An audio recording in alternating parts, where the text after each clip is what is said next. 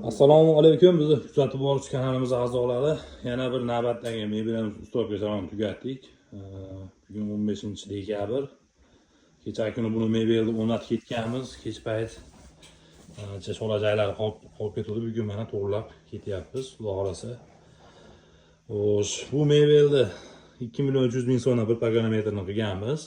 O'sha holatda, mana shu holati 15,5 million so'mga tayyor bo'ldi. Joyimiz razmerlari 3 metrga 3,25 holatda bo'lgan. Xo'sh, baning stolga chiqishi ham, xo'sh, bu 70 mikin chiqqan. Akril materialda. Xo'sh, kafellari mebelni ichida bo'lgan. Shunaqa 2.300.000 so'mda. Mebelni ichida baning stolkalari bor, texnikalari bizdan emas. Mo'lkalari bizdan olgan.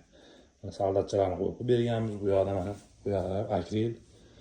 Soldatchalari plafon fasonda. Bu ham ancha ochadi. Bu yoqqa aynalarni ham qo'yib qo'yganmiz.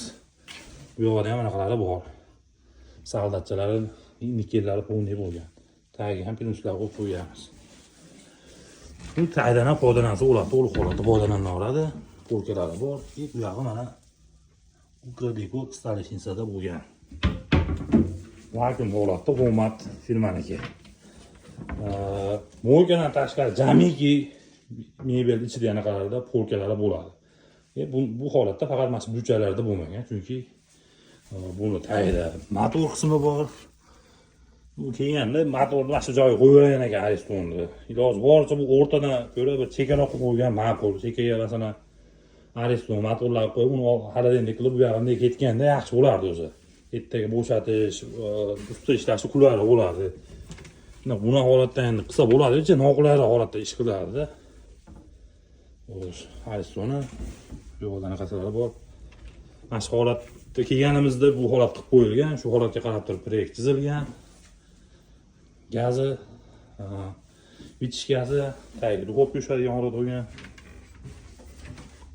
Svetlari ham 3 xil holatda yonadi. Bu yoqda to'rtburchak mo'lkamiz.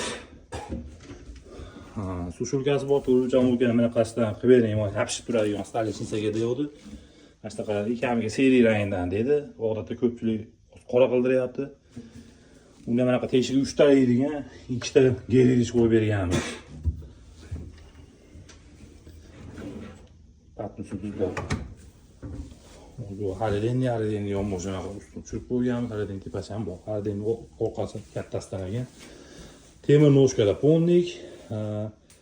Qo'shimchasi ham laminat bilan bekitib qo'yganmiz. Telefonlari bor. Barandaga 2.35 holatda bo'lgan. Kimga shunday xizmatlar kerak bo'lsa, ekranlarda ko'ringan raqamlarga aloqaga chiqarasizlar. Chiroyli qilib yasab, ustunovka qilib beramiz.